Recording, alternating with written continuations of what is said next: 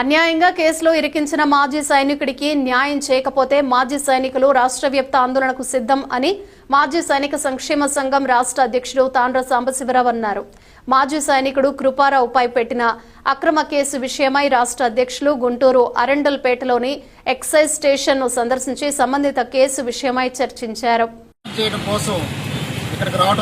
Guntur excise commissioner office రావడం జరిగింది. మరి ఇప్పుడే మన సోదరులందరూ కూడా చాలా మంది లోపల అధికారులతో కూడా మాట్లాడి బయటికి రావడం జరిగింది.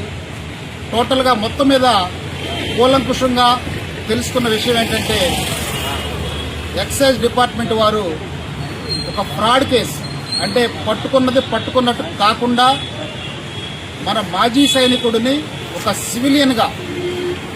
సివిలియన్గా చిత్రీకరించి వారు ఎఫ్ఐఆర్ చేయటం మరి మా దృష్టికి వచ్చింది. చాలా బాధాకరం. ఇది భారతదేశంలో రాజ్యాంగబద్ధంగా నడిచేటటువంటి ఈ భారతదేశంలో ఉన్నది ఉన్నట్టు మరి వారు డ్యూటీ చేయాల్సిందే.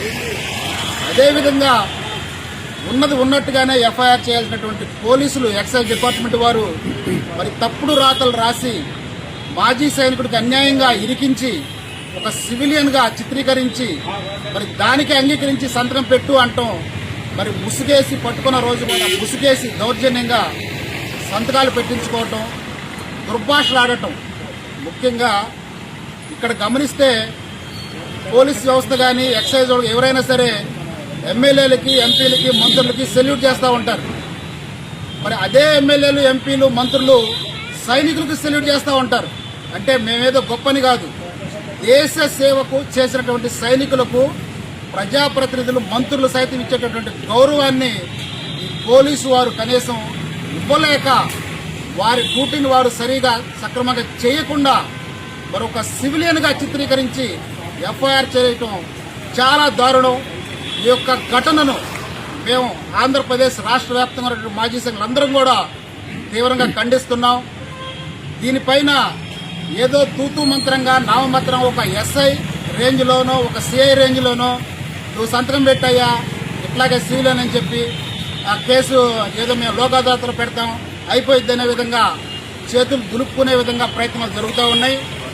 దీన్ని బాటిల్స్ కూడా మరి 18 ఒక జేసీఓ బాటిల్స్ కానీ, ఒక మరి అదర్ ర్యాంక్ ఒక సైనికుడు బాటిల్స్ కానీ 18 బాటిల్స్ పట్టుకొని మరి వారు 12 బాటిల్స్ మరి అని చెప్పటం అంటే ఒక హాస్యాస్పదంగానూ, ఒక విచిత్రంగానూ ఉంది.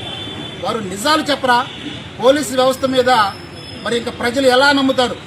వీరు స్వయంగా సైనికుల పట్లనే మరి దారుణంగా మరి అబద్దాలను చిత్రీకరిస్తూ ఎఫ్ఐఆర్ నమోదు చేస్తున్నారంటే మరి నిజంగా ఈ రకంగా ఆలోచిస్తే లాకప్ డెత్లన్నీ కూడా ఇలాగే ఉంటాయా అనే విధంగా కూడా మాకు ఇప్పుడు అనుమానాలు వస్తున్నాయి. మరి దేశ సైనికులుగా పోలీస్ వ్యవస్థ మీద మాకు చాలా నమ్మకం ఉంది.